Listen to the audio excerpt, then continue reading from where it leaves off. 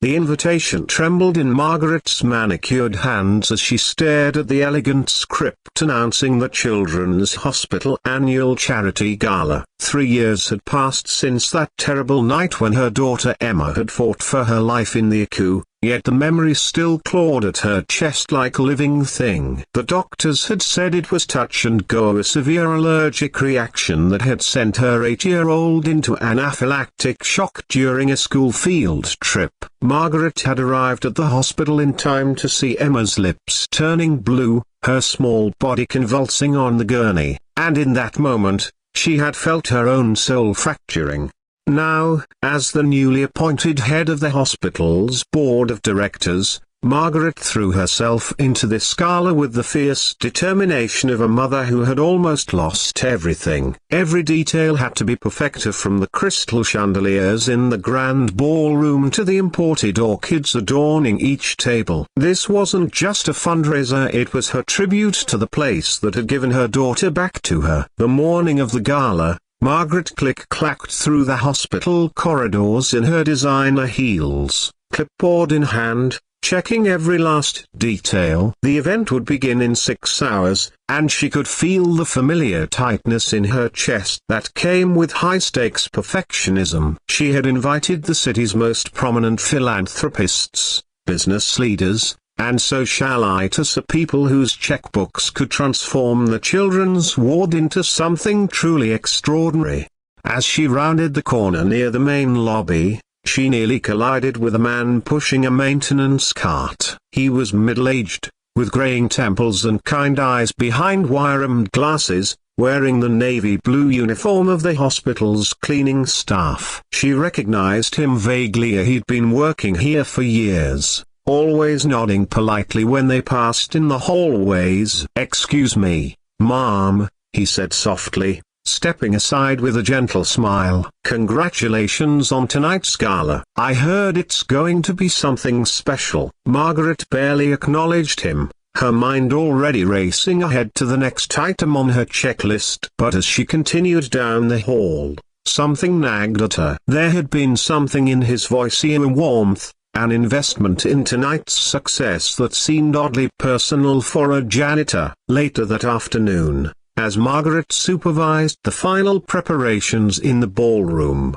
she spotted him again. This time, he was carefully polishing the brass railings near the entrance, his movements deliberate and thorough. What struck her as strange was that he was wearing a tuxedo underneath his work apron, and not a rental, but a well-tailored suit that spoke of quiet dignity.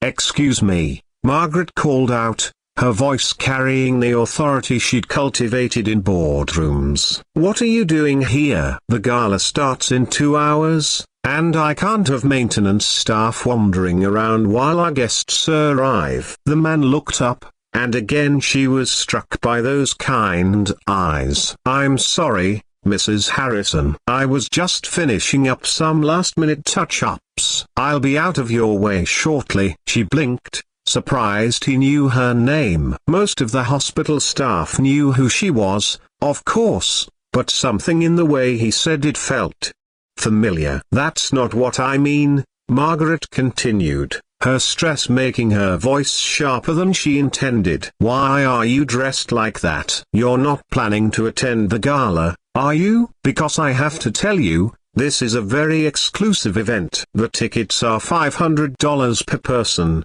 and we have a very specific guest list." The man's face fell slightly, but he maintained his gentle demeanor. "I understand, Mom. I just thought.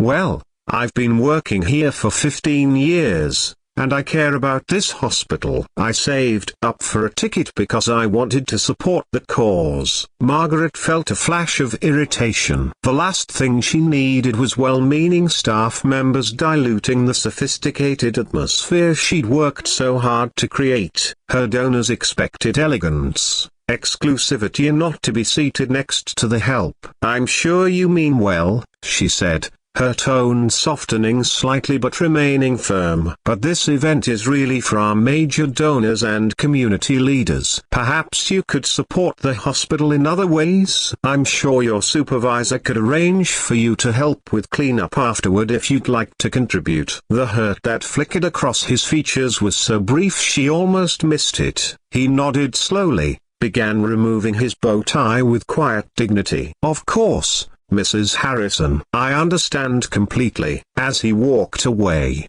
pushing his cart with those same careful, deliberate movements, Margaret felt a small pang of guilt. But she pushed it aside as she had a gala to run, and $2 million to raise for the new pediatric wing. The gala was indeed a spectacular success. The ballroom glowed with golden light, and Margaret moved through the crowd like a conductor orchestrating a symphony of generosity. Checks were written, pledges were made, and by the time dessert was served, they had exceeded their fundraising goal. It was during the evening's emotional Becca when Dr. Rodriguez was giving his speech about the new cardiac unit that Margaret noticed a familiar figure standing quietly in the back of the room. It was him, the janitor, still in his tuxedo but without the bow tie she had made him remove. He must have somehow gotten in through the service entrance. Margaret felt her face flush with anger. How dare he defy her explicit instructions? She began making her way through the crowd,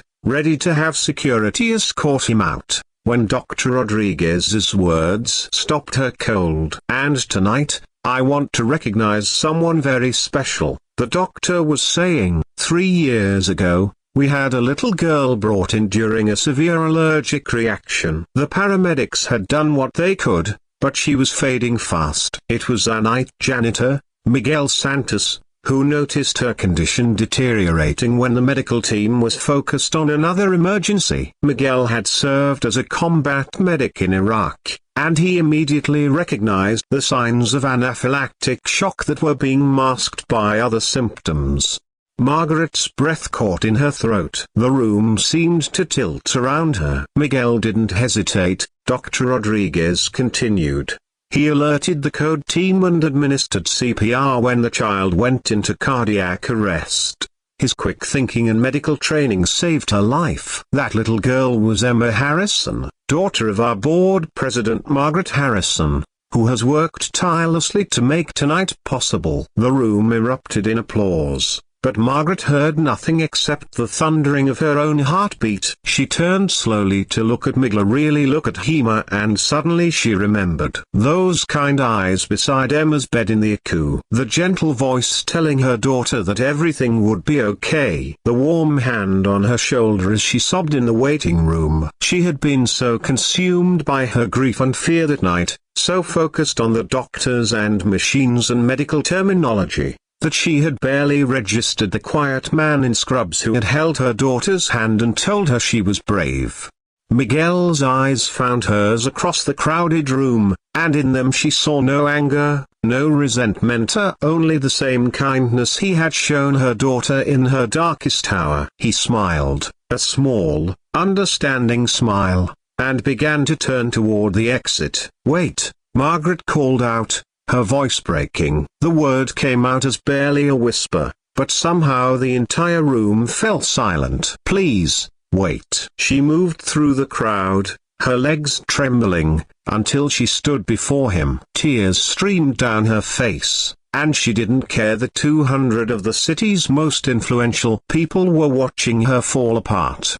"You saved her," she whispered. "You saved my Emma." Miguel nodded gently. "She's a fighter, your daughter. I just helped her fight a little harder. And I tried to keep you out," Margaret said, her voice cracking. "I was so worried about appearances, about impressing the right people, that I almost threw out the very person who gave me back my reason for living."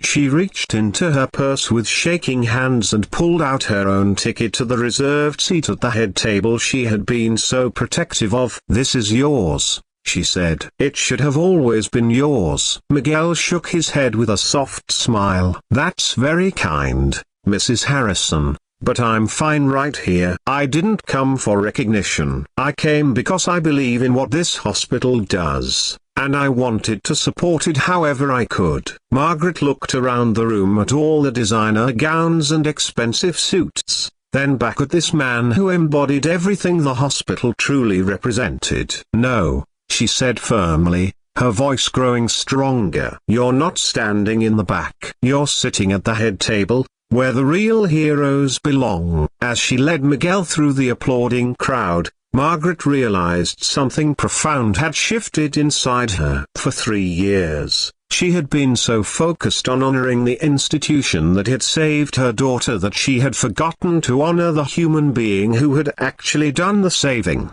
That night, Miguel Santos became the guest of honor at every subsequent gala. But more importantly, Margaret Harrison learned that true elegance isn't found in exclusivity or appearances, it's found in recognizing the extraordinary humanity that exists in the most ordinary places. Years later, when Emma graduated from medical school and chose to specialize in emergency pediatric care, she would tell people that her inspiration came from watching her mother learn the most important lesson of all, that heroes don't always wear capes. Sometimes they wear janitor uniforms, and their superpower is simply caring enough to act when it matters most.